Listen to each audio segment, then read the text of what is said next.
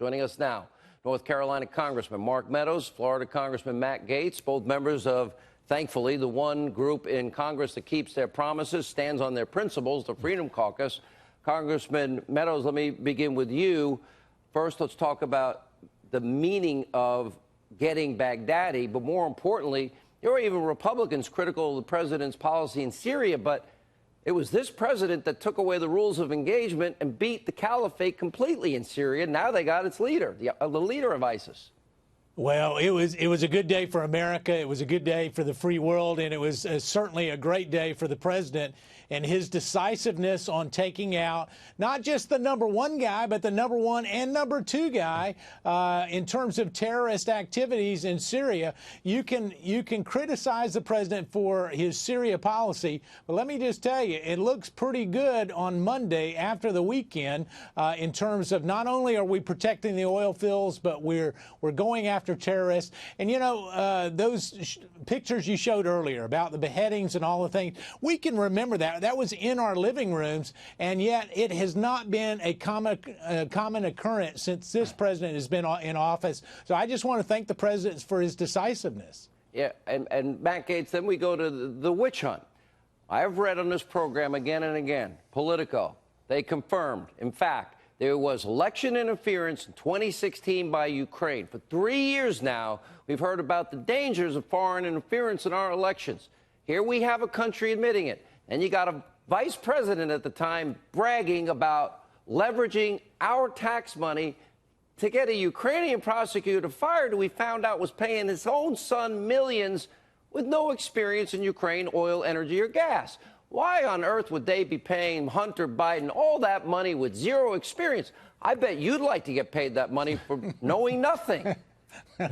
Well, I hope I know a little more than nothing, but I would say that, you know, Hunter Biden is not exactly the kind of guy you expect to go and resolve international disputes. According to reporting by The New Yorker, he hasn't even resolved his own dispute with Hertz rental car for leaving a crack pipe in a crashed vehicle. So not exactly an international man of mystery. But I think what you see, Sean, is that Donald Trump is innocent and the deep state is guilty. And when you've got Mr. Durham out there with an investigation that transitioned from an administrative review to a criminal investigation, that is a hat tip that there was some catalyzing event that caused the Attorney General and Mr. Durham to seek the ability to have that criminal process at their disposal. I also think Durham probably frightens the deep state a lot more than even the FISA review, because the Durham investigation is the investigation that goes deepest into the Obama White House. And so that's where I think you'll see people like Clapper and Brennan implicated. And you're seeing they're all trying to get out ahead of this story. We saw it with Comey, but you're right, because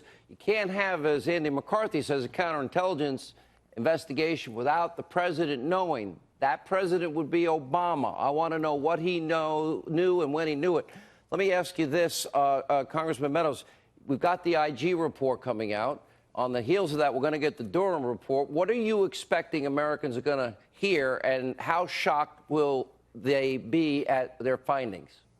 Well, I think the findings will be breathtaking. I can tell you that many of the allegations that the president has made over the last 3 years in the genesis of this whole investigator process will actually provide fruit where the American people will start to say, not only was the president's campaign spied upon, but then there was a covert operation to try to cover all this up. Now, you mentioned one thing earlier, Sean, and that was about Ukraine, and you talked about a Politico article.